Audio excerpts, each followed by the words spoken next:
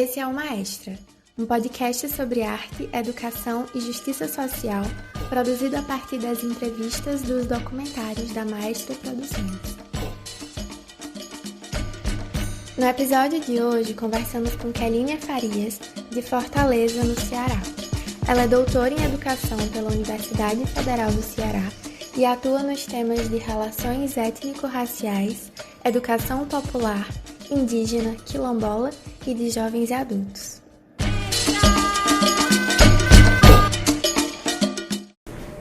Meu nome completo é Maria Kelinha Farias Alves, né?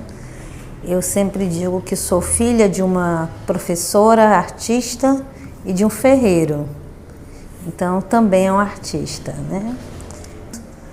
Sou professora apaixonada pela educação, eu gosto de educação, me sinto muito feliz sendo educadora. Também tenho muito orgulho de falar dos meus avós e das minhas avós, principalmente, mulheres que me formam, né? A minha avó Socorro era dramista, queria ser atriz.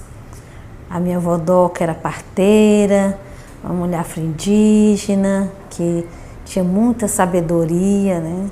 Moro no mesmo bairro que elas moraram até hoje, então muita gente que é minha vizinha vê ao mundo pelas mãos da minha avó. Então eu sinto uma relação de pertencimento muito grande com elas, com a comunidade, né? Assim como muitas famílias brasileiras, a gente não fala muito essa categoria no Brasil, né? Ser de uma família multirracial. No Brasil parece que a miscigenação deu conta de tudo e na verdade não, né? Então, minha avó Doca é uma mulher de ascendência indígena e eu cresci muito inspirada por ela e ouvindo muito dizer que fisicamente eu me assemelho a ela. Então, as pessoas diziam muito, mas você se parece com Doca e tal. Quando eu chego na universidade, e nós temos que nos encontrar com um tema de pesquisa, e eu gostava de tudo, porque sempre fui uma pessoa curiosa, então eu lia sobre tudo. Mas eu comecei a me sentir provocada pela militância na pastoral indigenista a investigar essa minha trajetória. E a universidade, quando eu disse, olha, a minha ancestralidade é invisibilizada nos espaços, a gente não fala sobre nossos parentes negros ou indígenas, um professor escreveu no meu trabalho, o seu trabalho é muito bom, mas você é muito rancorosa. Né? Então essa denúncia, essa vontade de nos reconectar com nossas histórias foi tratada como rancor por uma universidade brancocêntrica, então não diverge do discurso da universidade. Eu começo a pesquisar isso já antes da graduação, na graduação se intensifica, tinha uma conexão já pelos movimentos sociais com o povo tapeba, pela minha mãe, pela minha família, e esse movimento com a conexão com os movimentos sociais me leva a dizer assim, vou tratar da questão escolar indígena aqui na universidade. O ano era 99 e eles estavam começando a ter as diretrizes curriculares nacionais para a educação escolar indígena. Então a gente investigou esse documento, foi para uma escola indígena tapeba, a escola Tapeba do Trilho, pediu autorização às lideranças para estar lá, conheceu as pessoas, as adversidades e a diversidade. Então eu começo nesse lugar na graduação, me aproximo cada vez mais, pesquiso, me articulo, chego na universidade, trago esse debate para a universidade, precisei afirmar várias vezes que sim, no Ceará tem indígena, foi a palavra que eu mais ouvi quando eu fui apresentar meu trabalho em alguns congressos, né? No ano 2000, no ano dos 500 anos de invasão, em Belo Horizonte, a pergunta que eu mais respondi foi, sim, no Ceará tem indígena, sim, o Ceará tem indígena. Nós fizemos esse trabalho e continuei essa pesquisa durante um tempo. Fui para a sala de aulas, lutar pela sobrevivência, eu não pude entrar na academia porque sempre fui estudante trabalhadora. E quando eu me reconecto com a universidade novamente, com a pós-graduação, eu vou debater a questão étnico-racial na dimensão negra, pela EJA.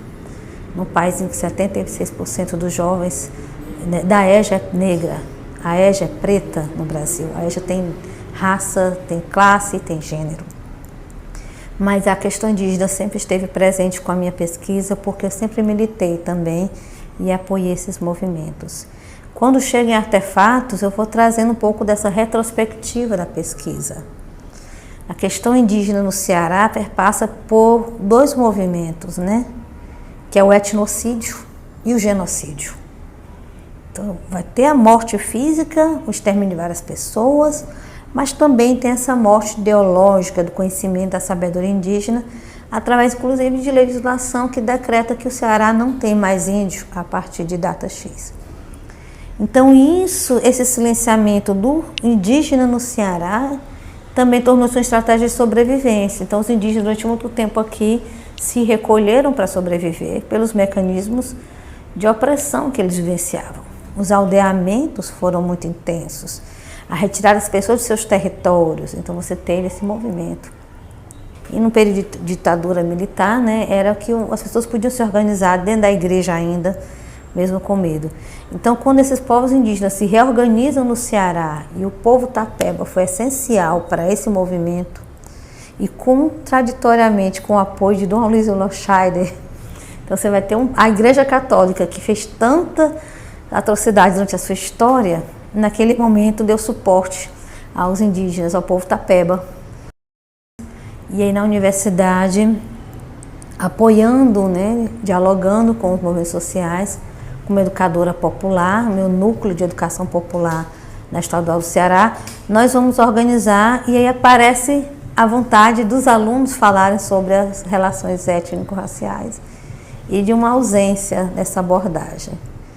Então, quando eu falo de artefatos, e aí eu falei para você dessa circularidade, dessa ancestralidade, porque eu vou chegar na UES como professora substituta para trabalhar com educação popular e pedagogia de Paulo Freire e outros componentes curriculares necessários, e me encontro com uma estudante indígena que deseja pesquisar sobre a questão indígena.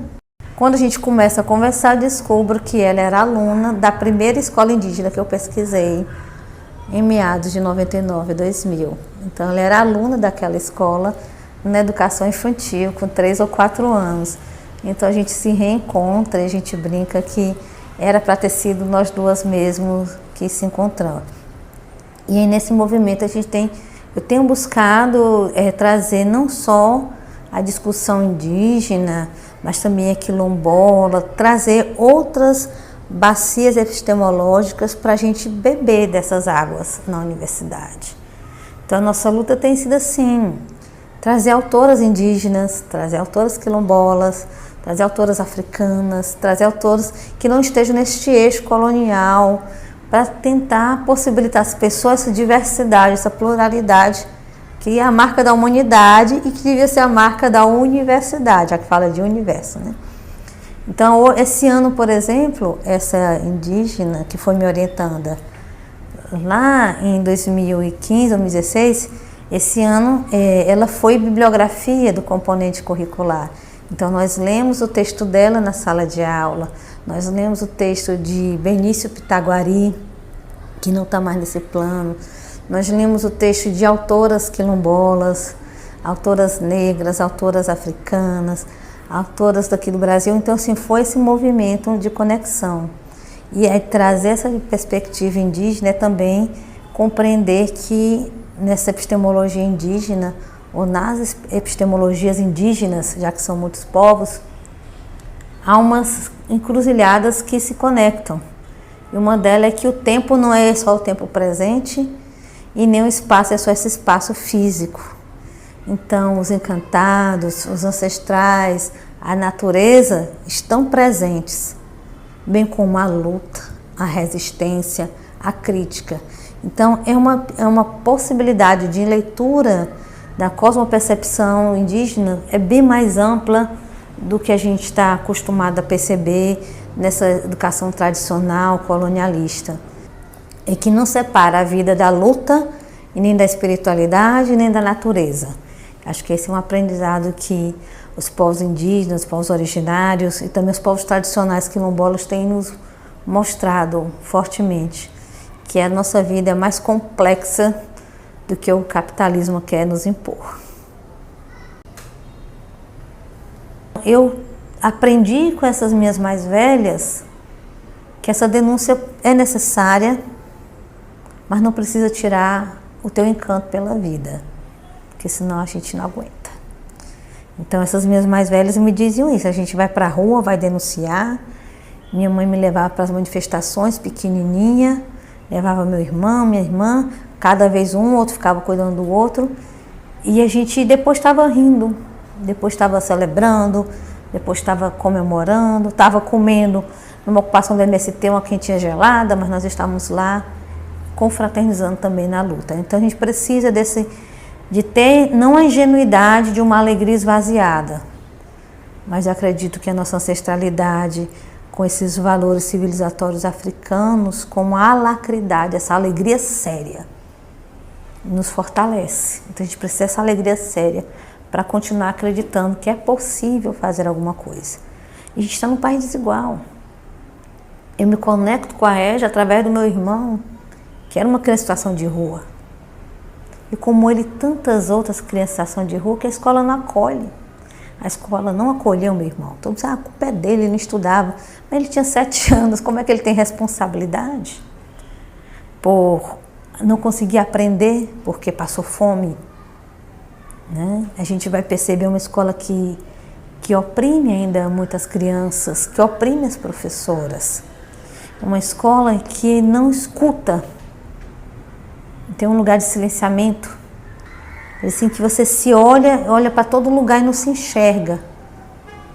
E o que é essa invisibilidade? É uma morte em vida. E o racismo faz isso com a gente não se percebe em nenhum lugar, a gente não está presente, a gente não existe. Então, como professora da escola pública, eu vejo crianças sendo agressivas porque elas vivenciam a violência no seu cotidiano. E eu cobro delas algo que eu não dou, a não violência, o respeito ao direito, ao respeito ao mínimo, ao básico.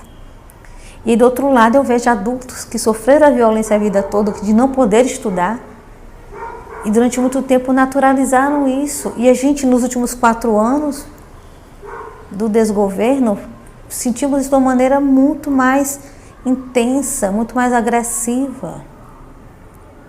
O primeiro movimento do golpe de 2016, com a consolidação do golpe, foi destruir programas de EJA. Para quê? Com que objetivo tirar de pessoas que tiveram direitos negados pelo Estado o direito à educação, que já não era bom, já não estava garantido, já não estava legal?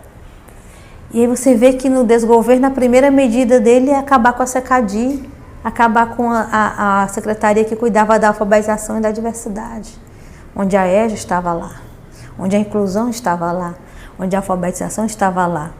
Então são novos mecanismos de opressão que continuam legitimando a negação dos corpos, das vidas.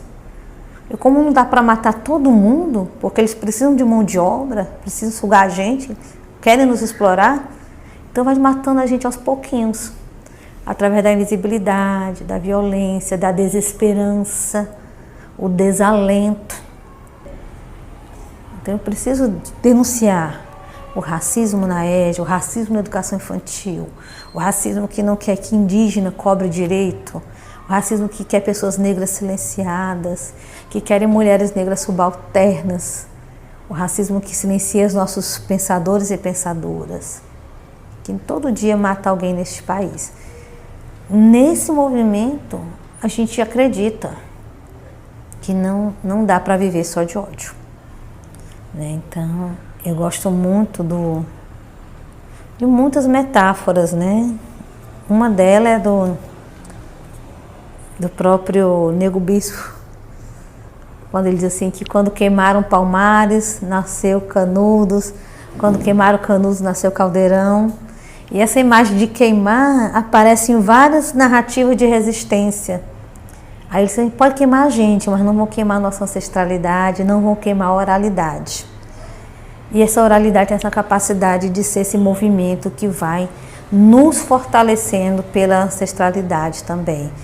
Então, a gente denuncia o racismo, denuncia o genocídio da população negra, da juventude negra periférica, das populações indígenas. Né? O luto vira luta, como bem nos ensinam as mães do Curió tiveram os filhos vítimas de uma chacina pelo poder do Estado. E essa luta vai ter que ter sentido, vai ter propósito. E aí, como o Negro disse, não vão matar nossa ancestralidade, não vão matar nossa oralidade, não sabem que somos sementes. Então, nessa luta, eu penso muito também no professor Manuel Castiano, que é um professor africano, acho que de Moçambique, que ele tem um livro chamado Pensamento Engajado.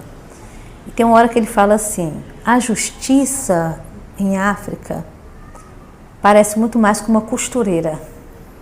Ele vai juntando, vai tecendo, vai cosindo. E aí, para mim, que sou mulher, filha de mulheres de artesãs, de costureiras, isso faz muito sentido. É uma justiça que restaura as pessoas. E a Sobofun Sumé vai dizer também que na comunidade dela a justiça era para restaurar as pessoas, não era para segregar. Então ela vai trazer essa dimensão de possibilidade de uma outra forma de relação com a humanidade entre si. E esse é o nosso propósito. Que outros mundos possíveis nós queremos construir? Que esperançar é esse? Esse esperançar vai trazer. A gente vai visitar as bibliotecas vivas, os povos originários, os quilombolas, povos tradicionais, aprender com essas dinâmicas da circularidade que se deram muito bem com a diáspora negra e os indígenas e se reconectaram. E essa perspectiva da educação como xirê, como festa, uma coisa séria, mas também feliz. Eu não preciso silenciar ninguém para que eles aprendam, porque nos querem silenciados, sacrabunhados, tristes, deprimidos. Então, essas outras perspectivas de educação apontam para outras formas de sociabilidade. E aí eu vou trazer, por exemplo, tantas pedagogias afro-referenciadas que nós temos. Eu falo da pretagogia, mas tem gente que fala da educação de quilombo, da pedagogia do terreiro, da pedagogia da Axé. A grande Wanda Machado nos ensina tanto sobre a sua experiência de escolarização. A gente aprende tanto com os povos originários, de como essa educação tem propósito. E essa educação tem sentido e está impregnada de Orocum, está impregnada da vida, do cheiro da terra, das lutas. Então, nessas perspectivas, escola e vida não estão separadas. E a gente vai percebendo que todas essas comunidades tradicionais, com todas as suas dificuldades ao longo do tempo, mas a gente vê que escola e vida não se dissociavam. Então, eu aprendo, estudo para a vida, com a vida, para mudar a vida. E interessante que todas elas são na perspectiva da criação. São todas pedagogias grávidas, prontas para parir outro mundo e dar esperança das pessoas, inclusive, se arriscarem a sonhar. A gente educa o medo para construir um outro mundo possível, uma outra forma de organização, outras formas de sentimento, de aprender. Eu acho que esse é o nosso desejo, que a gente vai criar um inédito viável, como dizia o Paulo Freire. Mas esse inédito viável eu vou fazer com a comunidade, em conjunto, em roda.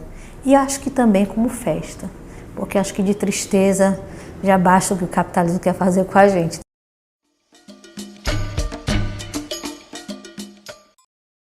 Eita.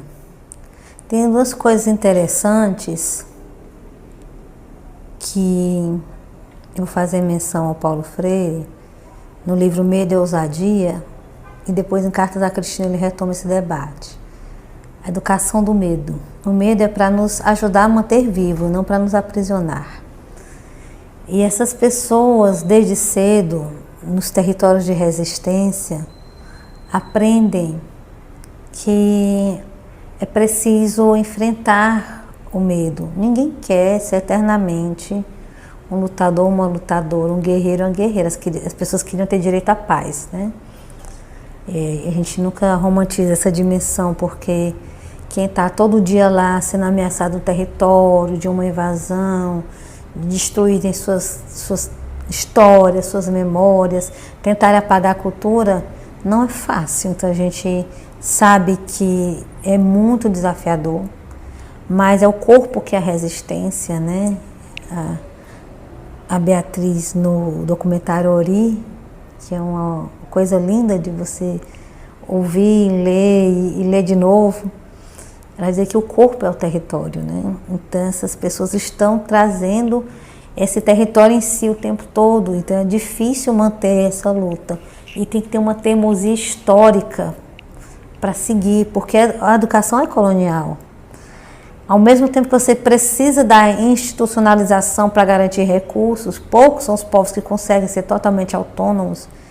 Creio que no Brasil são poucos grupos que conseguem manter uma escola totalmente autônoma, sem a ausência total do Estado. A maior parte dos nossos povos precisa, porque esse racismo estrutural faz com que a maior parte da população brasileira não tenha acesso a direitos básicos, nem a renda. Então, nos povos tradicionais, os povos originários, o que é que eu percebo? A teimosia, a resistência e a certeza que a ancestralidade vai conduzir e que essa circularidade também vai transformar os contextos, os cenários. É preciso ter esperança e fé. Esse é um movimento necessário, seja através dos encantados, do toré, seja pelos tambores, dos orixás, das outras, mas você precisa ter essa fé, essa esperança para resistir, para não ter o desencantamento. Então, uma educação como encantamento também é uma necessidade. E eu lembro que uma vez eu falava com uma professora Tapeba e ela disse assim, eu perguntei, professora, a professora Margarida Tapeba, que minhas grandes referências são indígenas, né? Eu cito o nome dessas pessoas que eu vou conversando, né? É a Margarida Tapeba, é a Débora Nassé, é a Jaine Tapeba, é a Rita Potiguara. A gente precisa citar o nome das pessoas que nos orientam, né? E aí eu perguntei para ela qual é o papel da escola indígena. Ela disse, formar liderança. Porque onde ele estiver, ele vai ser Tapeba. Se ele estiver na universidade, vai ser Tapeba. Se estiver no comércio, ele vai ser Tapeba. Onde ele estiver, ele continuará sendo Tapeba. E assim, poxa, que interessante, né? A gente dizer o meu pertencimento, o meu grupo, e qualquer criança pode ser uma liderança. Acho que isso é uma dimensão interessante. Então, o que eu estou percebendo de interessante e de inovador, que inclusive a escola que a gente atua, de maneira geral, podia aprender. É uma escola que pisa no chão do território. Então, as experiências mais interessantes, e eu percebo que são escolas que têm tido um bom desempenho, inclusive, nesses exames que a gente não gosta, essas avaliações externas da colônia, que o colonizador impõe até hoje, dessas escolas que conseguem repensar currículos. O trabalho do Benício Pitaguari, que era um grande artista indígena, na estudante de geografia da UFC, de trazer as pinturas corporais indígenas para ensinar geografia, de você trazer o Engatu, que é esse tupi moderno, para ensinar a língua, mas também para ensinar a história, para ensinar o contexto, para ensinar a memória coletiva, de você ter os troncos velhos dentro da escola, de você, por exemplo, colocar um calendário escolar que reconheça as festividades do povo como uma prática pedagógica, curricular. São essas defesas que vai criando os pontos de resistência dentro dos mecanismos colonial que ainda oprimem as nossas crianças. Então, protagonizar as pessoas, protagonizar as memórias, protagonizar os troncos velhos, é uma grande sacada, e a gente vai ter agora, percebendo cada vez mais forte a pedagogia da retomada, né? Então, essa retomada, que é essa reaproximar o território, tomar de volta um território ocupado pelo grileiro, reocupar esse território, e geralmente é marcado por muita dor, muito perigo, muita ameaça, mas as pessoas vão lá e retomam, como também uma forma de afirmação, inclusive se opor a essa tese absurda do marco temporal, que é uma tese genocida, e se aprovada vai ser um genocídio institucionalizado. Então, esse movimento de retomada dos territórios ancestrais também educa. E a gente percebe que essa educação no espaço não escolar, ela também é potencializadora desses sujeitos que se reconectam com o sentido de uma escola que é comprometida com a vida. Uma escola que não tem só o valor de uso. Então, eu tenho notado que os professores estão criando cada vez mais mecanismos de resistência, ao mesmo tempo que eles são obrigados a cumprir propostas que não dialogam com a sua realidade, mas por conta de financiamento da escola, da educação, eles vão criando os pontos, né, os furos no sistema colonial, como a Beatriz Nascimento vai dizendo, né, o quilombo é um furo no sistema colonial. Eles também criam. A escola vai ter toré 3 vezes por semana, a escola vai ter essa dimensão da festa no currículo. A festa da Carnaúba está no currículo, está no calendário escolar. E as lutas, o dia que tem que parar a BR, todo mundo para na escola e vai todo mundo parar a BR. Porque a luta é currículo, e esse currículo precisa se parecer com o povo. Então, é uma escola quilombola que pega o seu alfabeto, e a coisa assim, mais linda. Eu cheguei lá nessa escola, tinha um alfabeto para ensinar as crianças as letras. Aí tinha lá O de Oxalá, né? P de pilão, Q de quilombo, C de capoeira. É um alfabeto que pertence, tem a etnicidade daquela comunidade. Aquela comunidade tem uma relação com o bando e lá o alfabeto dialoga com a vida das pessoas. Essa escola faz sentido para essa criança. Essa criança vai para a escola, ela brinca, ela ri, ela aprende. E aí você chega nas escolas indígenas e você vê as crianças aprendendo, e você vê crianças se formando como liderança. Criança pequenininha que já tem aquela história de organizar, ela é aquela criança que está nos jogos tapeba, que está nadando, está correndo. E aí você vai notando que o pertencimento também é uma dimensão de resistência. Fortalecer o pertencimento é também fortalecer a resistência e é um mecanismo para sobreviver. Então, acho que tem muita coisa que a gente precisa ainda ouvir e ouvir mais os territórios, ouvir mais o que as matas ensinam, ouvir mais o que os tambores contam, porque a gente vai precisar aprender essa escuta sensível. Nós temos que ter cuidado, que a gente está falando aí de muitos povos, muitas línguas, muitas tradições.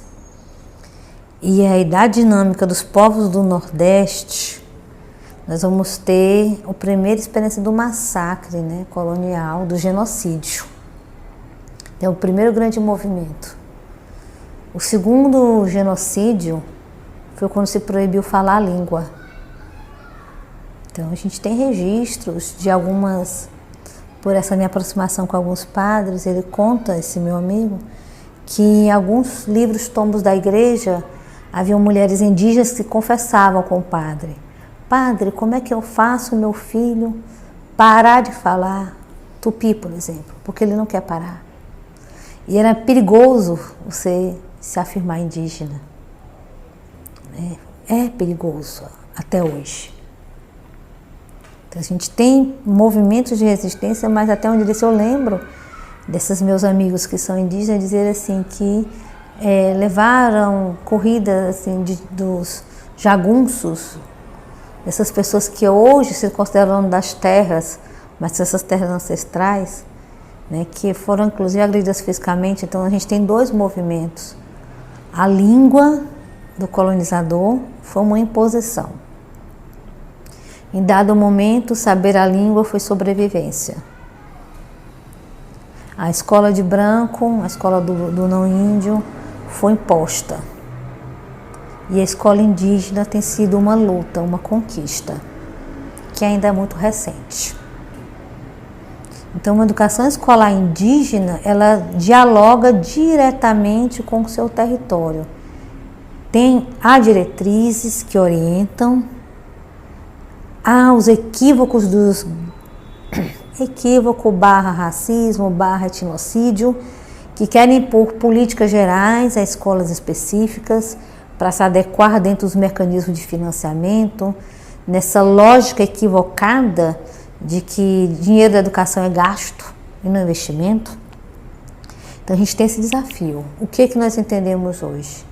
Que muitos indígenas aqui do Ceará querem disputar o espaço na universidade pública, querem ir para lá, para ressignificar suas trajetórias e trazer também essa ressignificação para as suas comunidades de volta.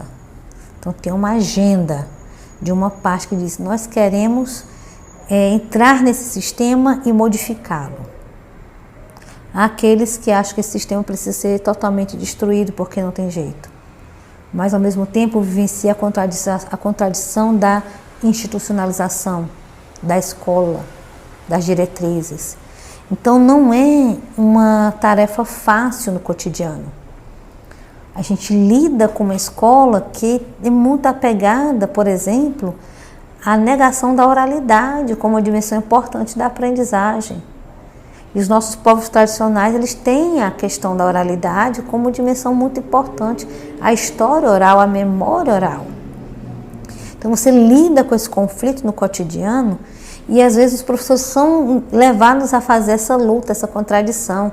Eu estou trabalhando com um livro e preciso, esse livro não dá conta, eu preciso falar disso. Mas eu também preciso que essa escola tenha recursos, então eu preciso melhorar a nota dela dos índices da política. Então é um exercício muito injusto, porque muito que vem dessa política, às vezes, ela nega o povo, o grupo, o território, a memória.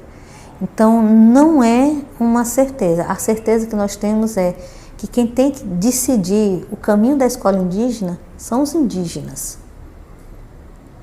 Quem precisa dialogar, e isso cada vez mais nós estamos aprendendo, que são grupos organizados. Nós temos a Associação de Professores Indígenas, a Associação da Juventude Indígena, nós temos as mulheres indígenas organizadas. Então são eles que querem dizer o que nós vamos fazer. O que eu falo aqui, eu não falo metade do que seria o indígena falando. E a gente percebe que a gente precisa, por exemplo, no Ceará, repensar políticas públicas para os povos indígenas. Nós temos um problema de demarcação de terras aqui. Sério. Nós temos um problema da negação dessa geração de povos indígenas, que vamos chamar de povos ressurgidos, porque durante muito tempo essa miscigenação vai tratar os povos indígenas como um nada. Não existe. Quem é você? Não, você é o caboclo, você é quem? Então você nunca está, é sempre o não lugar, né? E é o não lugar, inclusive, hoje da estereotipação. Ah, só é indígena se for assim, assado, X ou Y, cabelo liso ou não. Então você nega, inclusive, o período, o processo de violência, que uma vez um cacique, a gente estava na Conferência Nacional de Educação Escolar Indígena em 2018, tinha mais de 2.000 indígenas lá, bem mais que 2.000. E aí, tal momento, um repórter quis fazer uma fotografia com os indígenas. Aí o repórter disse assim: moça, sai daí que eu quero só os indígenas, porque ela tinha pele clara. Aí o cacique foi para cima. Quem é você para dizer que ela não é índia? Ela é uma cicatrizada. Aí eu fiquei pensando, né, nessa categoria. É uma cicatrizada. Ela é prova do massacre, da violência, da miscigenação nesse país. E ele traz essa dimensão com uma criticidade que a gente não pensa. A miscigenação no Brasil foi violenta. E essas pessoas estão até hoje precisando provar a sua existência para um Estado que todo dia tenta matá-las. Esse mecanismo de invisibilidade no currículo é proposital. A escola não indígena não quer saber de indígena, porque indígena quer ter direito. Eu quero aquele indígena colonial do livro, da pintura, da fotografia, olha que bonitinho. Mas eu não quero esse indígena que quer direito, que quer terra, quer educação, quer saúde diferenciada. E não é qualquer educação, é educação específica. Não é qualquer saúde, é a saúde que reconheça as especificidades, as tradições. Então essa relação com o colonizador vai ser sempre de conflito. Às vezes você medir os conflitos em torno de uma pauta, de uma agenda política maior. Mas não é uma pauta tranquila e nem os mecanismos, sejam a institucionalidade, a academia, seja a escola básica, ela ainda não está preparada para uma experiência escolar tão autônoma como se gostaria que tivesse. Então, a universidade ela ainda não aprendeu a escola básica não aprendeu e os governos não aprenderam. Eles estão aprendendo com as ocupações, com os movimentos, mas estão aprendendo. É resistência e também tem contradição, é real. Então a dinâmica é muito mais complexa do que a gente pode falar. E o que a gente pode fazer é sentar um dia e ouvir esses mais velhos e ouvir os mais novos. Porque a juventude indígena tem muito a dizer também. Tem uma coisa interessante, é que a gente presencia no cotidiano, em nome de uma legitimidade, de uma criticidade, o apagamento da esperança. Querem nos tratar como tolos, como tolas, como pessoas muito afetadas. Mas o afeto é um espaço importante de resistência. Eu quero me afetar, eu quero ser afetada pelo processo de formação, eu preciso afetar meus alunos, as estudantes, os estudantes, seja da educação infantil, seja do ensino superior. Eu preciso afetar porque eu sou afetada. Essa formação me perpassa, então eu espero que também possa perpassar para eles. O encantamento como uma possibilidade também de intervenção no mundo, onde a gente se conecte com o mundo e se perceba como parte desse mundo no todo, né? Uma cidadania planetária. Se eu me percebo como uma cidadania planetária e se eu percebo esse mundo nessa conexão ancestral, o que vai acontecer com a gente? Eu vou ressignificar a minha ideia de quem é a humanidade para mim. E o que eu percebo nessas filosofias ancestrais, sejam africanas, sejam originárias, é que a água é meu ancestral, os elementos da natureza é meu ancestral, eu faço parte disso. E hoje a física me mostrando cada vez mais que nós também estamos nesses elementos, esses elementos estão em nós. Então eu preciso que essa escola seja um espaço onde as pessoas se encontrem, se conectem e possam construir devires, possibilidades. Que a realidade, o presentismo não seja o esgotamento da vida. Porque se eu estou nesse presentismo, eu crio esse equívoco de que basta sobreviver hoje. E só sobrevivência não dá conta, a gente quer o bem viver. A gente quer mais do que isso, a gente acredita que nossas crianças merecem mais do que isso, que os nossos descendentes merecem mais do que isso. Então trazer essa conexão com uma dimensão política também implica trazer que a criticidade não é para matar a gente. A criticidade é para nos ajudar a entender melhor, ler melhor a palavra mundo, para reescrevê-la.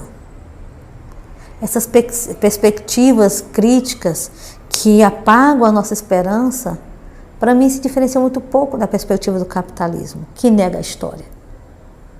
Se é o fim da história, para que eu vou continuar lutando? Eu vou só sobreviver enquanto der. Se eu não tenho esperança, para que eu vou lutar? Eu vou só sobreviver enquanto der, criticando todo mundo, eu vou sobreviver enquanto der.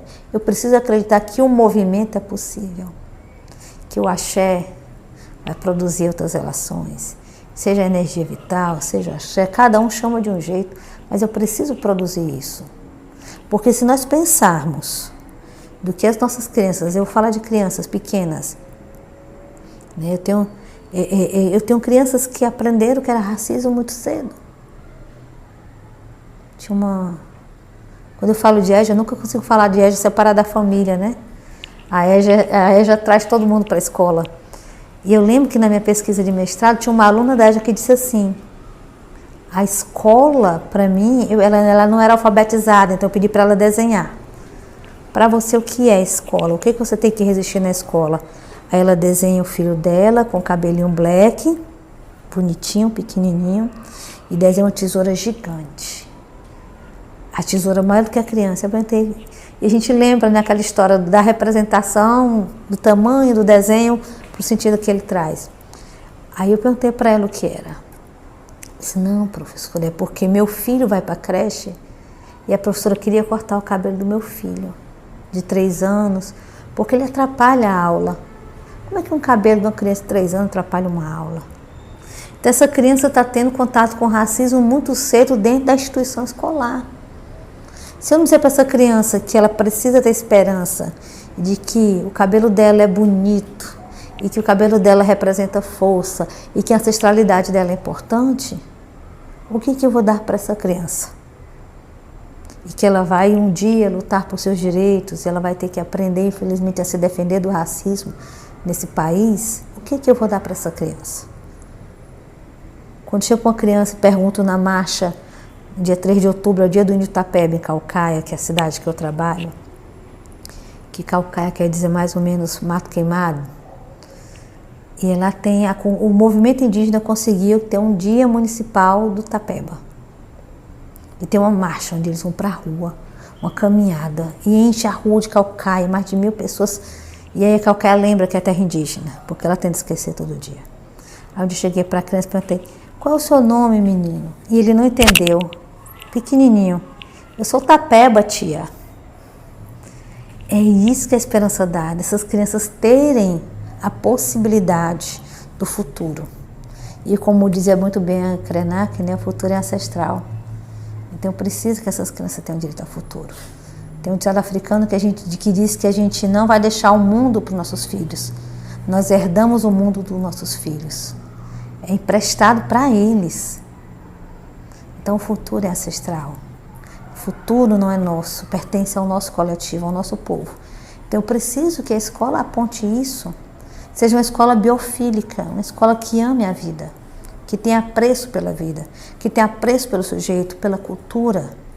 E produzir esse encantamento na escola é produzir esse movimento de reconexão com a minha ancestralidade, com a natureza, com a oralidade, com a energia vital, seja ela qual for, dos encantados, dos orixás, das religiosidades que cada um carrega.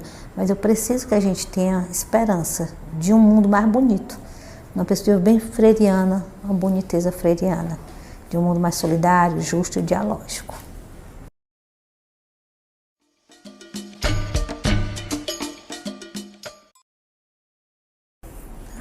A chegada do colonizador aqui, né, as primeiras grandes mortes foram aqui no Nordeste, né? Milhares e milhares de povos foram exterminados pelo contato com as doenças que não existiam, pelo mecanismo colonial que se recusaram a aceitar, né, pelo escravismo. Fala-se pouco do escravismo dos povos indígenas, né? Chamava-se os negros da terra, ou os bugres. Então, esse primeiro mecanismo aqui foi muito forte no Nordeste. Nós tínhamos muitos indígenas no litoral. Não vamos esquecer que um dos nomes dados a essa terra é Pindorama, né? A terra das palmeiras. Onde é que brota palmeira? Onde tem vida, tem água. Palmeira, a raiz vai atrás de água. E aí alguns teóricos dizem que tem a ver também com terra saudável, terra que cura. Então, muitos que viviam no litoral foram exterminados de uma maneira cruel, outros escravizados. E quem não morreu como essa lei que tem no Ceará, que eu realmente estou tentando lembrar, diz assim, mais ou menos a redação dessa lei que foi promulgada no Ceará, que a partir de hoje não tem mais índio no Ceará. Porque os que tinham já morreram. E os que não morreram estão se misturando, estão se miscigenando, então vão morrer. Então, a miscigenação como mecanismo também de morte, de apagamento. Porque haveria a superioridade do colonizador sobre os povos originários. Então, esse primeiro genocídio marcou a gente até hoje. Depois você matar a língua, que também é uma forma de matar um povo, né? Só que eles não conseguiram matar, porque a oralidade ela resiste. Se eu não tenho mais a língua integralmente, apesar que algumas comunidades do Nordeste conseguiram preservar algumas coisas, e algumas outras comunidades, porque fizeram acordos com o colonizador, foram protegidos, né? Quem manteve a língua aqui no Nordeste teve esse acordo, sem juízo de valor. Na hora da sobrevivência, cada um cuidou do seu povo, né? Mas a maior parte dos nossos perderam. Então, hoje em dia, a juventude indígena está querendo reaprender o Iangatu, que é esse tupi moderno, e estão estudando. Eu conheço amigos meus que estão estudando, quem de Itapeba é um, que ele quer muito fortalecer que esse tupi moderno volte para cá, seja ensinado na escola indígena, com mais uma ferramenta, acho que nem ferramenta é a palavra, uma estratégia de fortalecimento desse pertencimento indígena. E outro mecanismo é a festa. Eu acredito muito que é uma pedagogia na festa. Eu estava mapeando as festas dos povos indígenas do Ceará, a gente fez um calendário. Então você tem festa do milho, tem festa do caju, tem festa do murici, não sei se vocês já comeram murici, mas é uma frutinha muito específica que da caatinga, que ela tem um negócio de uma certa oleosidade, nem todo mundo gosta de murici, mas é uma fruta daqui, né? O murici tem festa da mandioca, tem festa da carnaúba, então, e tem uma festa para as estrelas. Tem um grupo indígena aqui no Ceará que celebra as estrelas. Então, assim, você percebe que a festa é uma forma de educar, é a pedagogia, que não tem nada a ver, porque na época do colonizador, festa é ócio é inútil, não produz dinheiro, não faz o quê. Então, a festa não é importante para a escola. Mas para lá, a festa é importante. A festa é resistência. E se a gente olhar para as tradições africanas, a festa é resistência. Festa para Iemanjá, né? Festa para Yansan, festa é resistência. Então, o Nordeste tem dinâmicas específicas, como o Norte tem dinâmicas específicas, o Centro-Oeste, o Sul. Então, a gente vai perceber que essas dinâmicas específicas demandam que quem for pensar em educação escolar indígena tem que estar perto do território, tem que estar no território.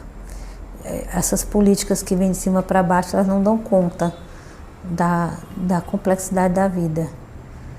Tem escola que não vai ter aula porque o rio está seco. Como é que eu vou andar? Se o rio é a minha estrada, no norte. E tem escola aqui que vai parar a aula porque a gente está fazendo uma manifestação na BR-22 contra o marco temporal. E todos os professores e todos os alunos que têm mais autonomia vão. E às vezes as mães também vão com seus bebês para a manifestação. E isso é currículo, isso é escola, isso é aula também. Eu acho que a perseguição não acabou, o genocídio não acabou e o etnocídio não acabou. E é tão difícil a gente falar sobre isso, porque dentro dessa grande educação de massa que impõe a nós, é como eu te disse antes, o indígena está preso no século XVI, no século XVII. Então, o Brasil tem um apreço por indígena daquele século, as pintoras, do fetiche, do comércio. Então, quando a gente fala de pessoas reais, de vida, de necessidade de direitos, a gente lembra que esse país é racista. Então, o futuro dos povos indígenas continua sendo lutar pela sua sobrevivência e se organizando. Nós temos alguns lugares que a gente consegue perceber alguns avanços através da organização dos indígenas. E a gente precisa falar sobre a escola não indígena. Até quando a gente vai continuar alimentando uma perspectiva que gera violência, que gera morte? Até quando a escola não indígena vai continuar alimentando estereótipos?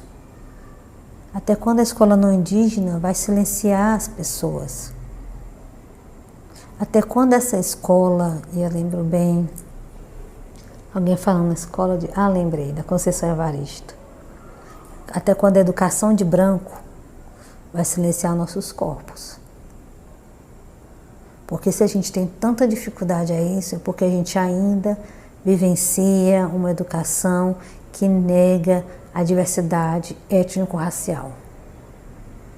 É uma educação baseada nessa falácia da democracia racial, que invisibiliza as desigualdades, as violências, os direitos das pessoas.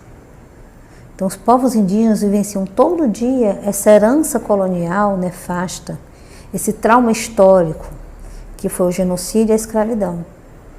Porque a população negra, a população indígena, é a que menos tem acesso a direito nesse país.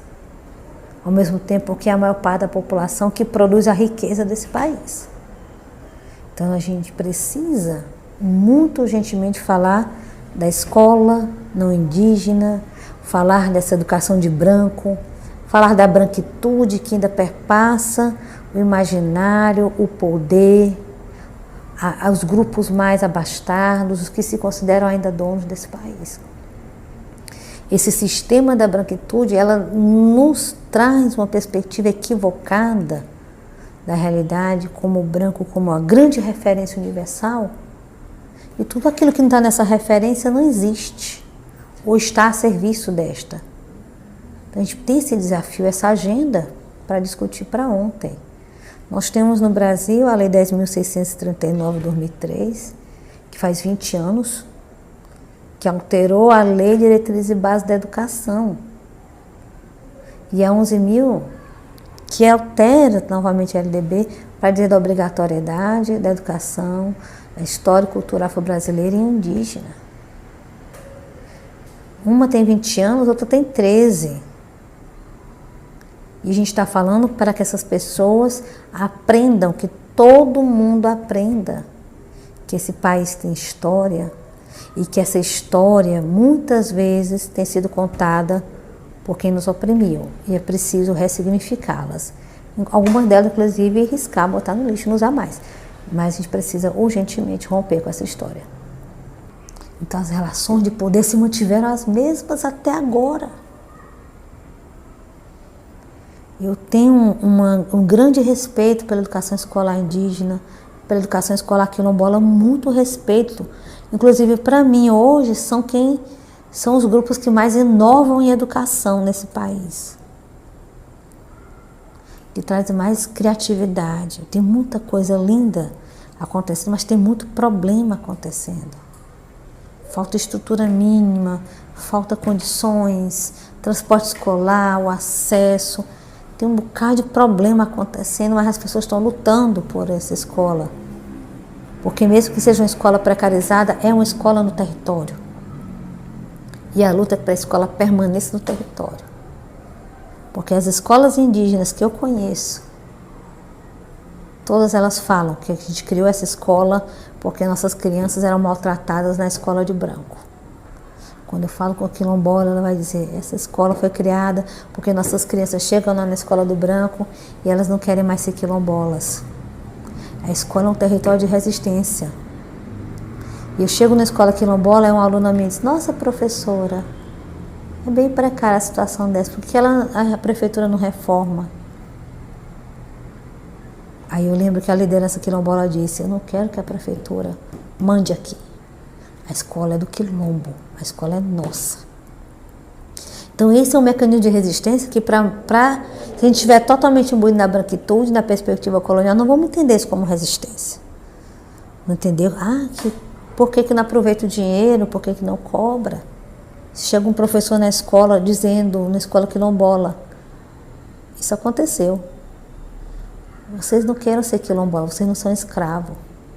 Dentro da escola quilombola. Aí a diretora que é quilombola disse, volte. E essa diretora que é intransigente, não, ela está protegendo o território dela. Está protegendo as crianças. Porque da porta para fora já está todo mundo dizendo que ele não é quilombola. Porque ele não é escravo. Então o tempo todo negando a identidade. É o que a Azueda falou, é matar em vida. Então eu preciso que a escola comum, olhe para a diversidade étnico-racial do Brasil como uma diversidade étnico-racial. A diferença como potência para a gente. E que a gente vai ter que aprender a respeitar, que a gente vai aprender a valorizar. E que eu quero contar outras histórias, que não sejam só as histórias tristes. Eu quero falar das grandes lideranças. Eu quero dar aula de geografia e dizer para o menino, olha, o Ailton Krenak disse que o rio é nosso avô. E o que isso quer dizer?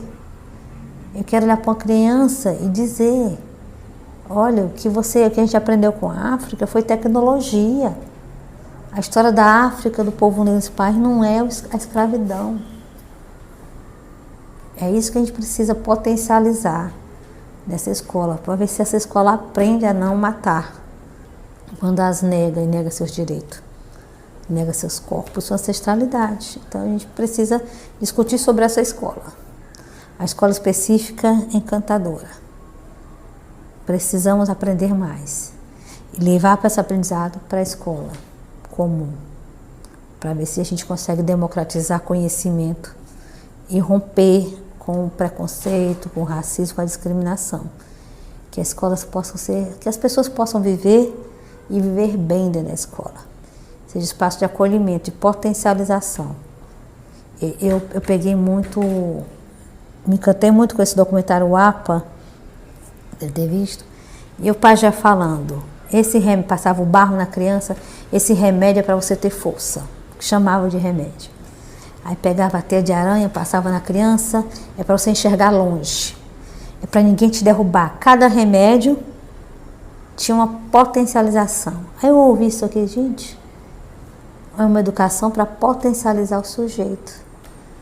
Não é, você vai ser melhor que isso aqui, você vai derrubar uma pessoa, você vai dar uma rasteira, não é para potencializar o ser humano. É essa escola que eu desejo, que as pessoas se sintam potencializadas, que elas se reconheçam, se encontrem, se conectem, se potencializem. Não sejam sufocadas, silenciadas, que não sejam oprimidas dentro da escola. Acho que esse é um grande desafio para a gente, e a educação popular defende isso, por exemplo. Educação popular é essa escola onde não há sufocamento, não há silenciamento do sujeito, dos corpos e nem dos saberes. Por isso que eles tentam desqualificar a educação popular o tempo todo, né? Porque ela é contra-hegemônica e esse é o desafio da gente, né?